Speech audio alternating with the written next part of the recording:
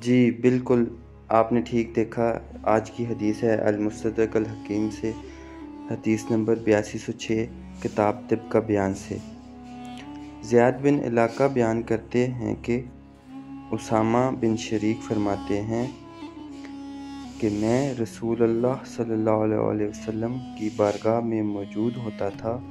دیہاتی لوگ اکثر حضور صلی اللہ علیہ وسلم سے مسائل پوچھا کرتے تھے اور ایسی چیزیں جن میں کوئی حرج نہیں، ان کے بارے میں کہتے تھے کہ یا رسول اللہ صلی اللہ علیہ وسلم، ہمیں فلاں حکم پر عمل کرنے میں دشواری ہے، فلاں عمل کرنے میں دشواری ہے۔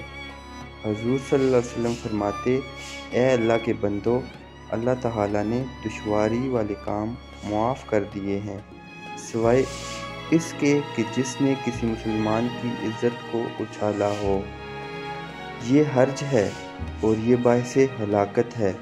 صحابہ کرام رضی اللہ عنہم نے عرض کی، یا رسول اللہ صلی اللہ علیہ وسلم، کیا ہم دوا لے لیا کریں؟ آپ صلی اللہ علیہ وسلم نے فرمایا، جی بالکل، اللہ کے بندو، دعا لیا کرو، کیونکہ اللہ تعالیٰ نے ہر بیماری کا علاج رکھا ہے سوائے ایک بیماری کے۔ صحابہ کرام رضی اللہ عنہم نے پوچھا، یا رسول اللہ صلی اللہ علیہ وسلم، وہ کون سی بیماری ہے جس کا کوئی علاج نہیں ہے؟ آپ صلی اللہ علیہ وسلم نے فرمایا، بڑھاپا۔ صحابہ کرام رضی اللہ عنہم نے عرض کی، یا رسول اللہ صلی اللہ علیہ وسلم، انسان کو جو کچھ بھی ملا ہے اس میں سب سے اچھی چیز کیا ہے؟ حضور صلی اللہ علیہ وسلم نے فرمایا، اچھے اخلاق۔ جزاکم اللہ خیرا۔